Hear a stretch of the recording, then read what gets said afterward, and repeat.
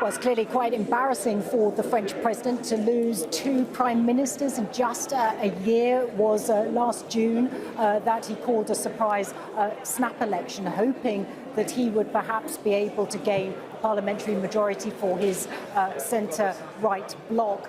He failed to do that. Now what has he got next? What can he do next?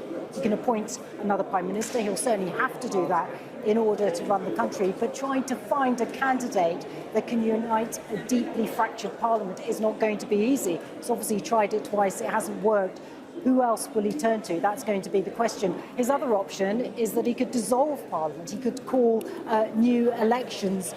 But that's not necessarily going to play in his favour either, because the last time he did that, the far right made major gains, and they would be projected to make major gains in any new ballot. So very difficult time for the French president. Also a lot of social pressure. We're looking at days and weeks of strikes. More and more people are increasingly fed up. You mean to tell me that when you openly undermine and actively rat fuck your left flank, that you have a hard time? You have a hard time maintaining the government? That's strange. It just, many such cases, okay? Many such cases happening all around the Western world. This is the fourth time the French government has collapsed in the last 20 months. Obviously, Macron has consistently refused the mandate that the Popular Front had initially, hoping to wait out and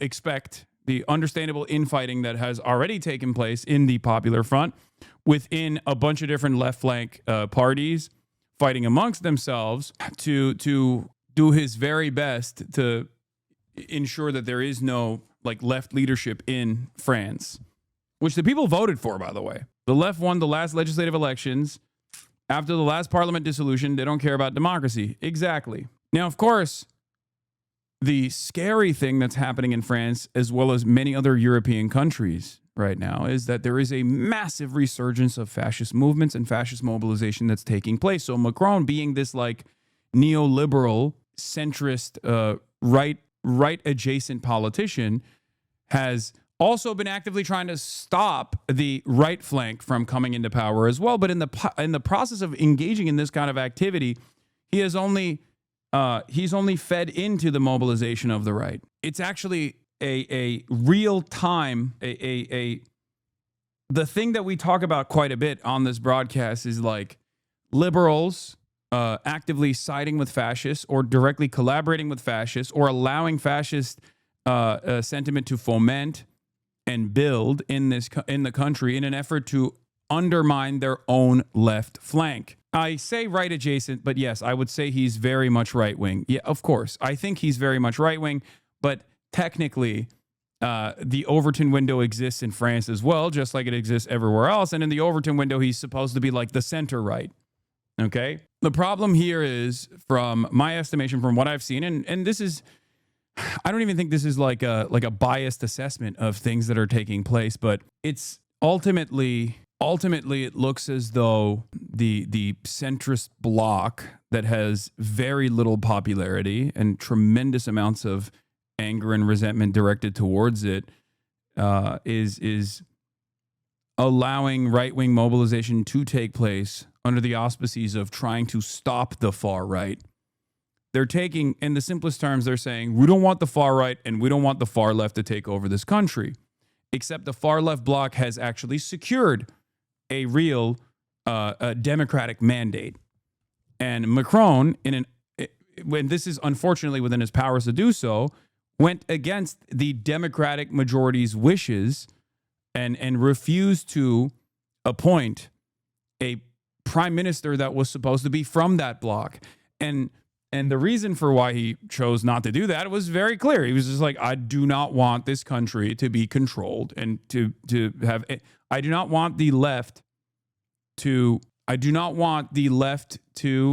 have any control over the power structure of this country, over the governance and the affairs of this country, in spite of what the public wished for, in spite of what the public voted for. And it wasn't even that, like, Mélenchon himself is like seen as a controversial figure in French politics for obvious reasons. You know, he's bold, he's brash. I really like him, as you guys know. We linked up with him.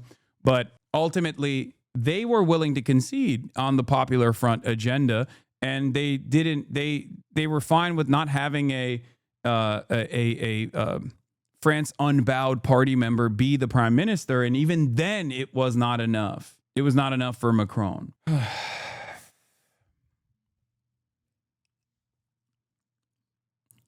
So, under different circumstances, if there was actually an interest in fighting back against the far right, if that was a position that was untenable, if that was something that Macron was refusing to entertain, he would have actually let the left flank take over the government.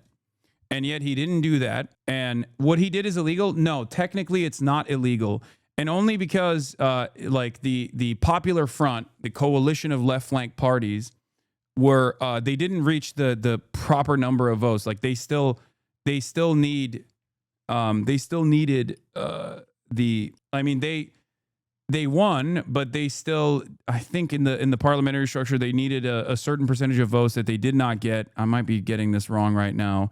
They didn't get the majority. They got the most seats. They got the plurality, which means that you know, their wishes are supposed to be heard by the centrist, the Macron's party and Macron's coalition, and yet technically it is not illegal for him to choose whoever he wants to appoint as the prime minister. Like, even if they had won, even if like the France Unbowed backed Popular Front coalition of left flank parties that actually won the majority, I think Macron could have still been able to choose whoever the fuck he wanted to, but it would have been even harder for him to make that argument at that time.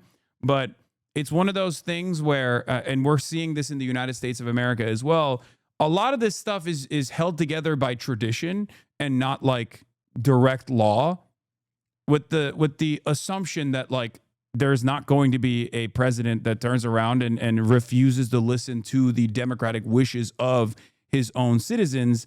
And yet here Macron is doing just that. And when you have a guy like that, there's not really much you can do. It's just, if your system is designed around norms, and we know this as Americans, we've seen this, like we've seen what Trump has been doing.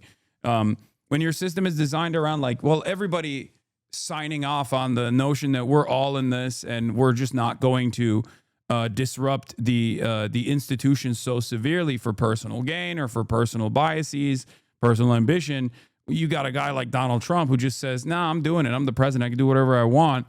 And all of a sudden, there are no safeguards against that sort of thing. And France is experiencing that currently. Macron's political ambitions are over, right? His party is over. His career is done. But in the last couple of years of his leadership, he's just basically saying, I'm going to do whatever the fuck I want, and claiming that he's doing this specifically to stop the far right. But in fact, it seems like all he's doing is actively undermining his left flank from seizing power.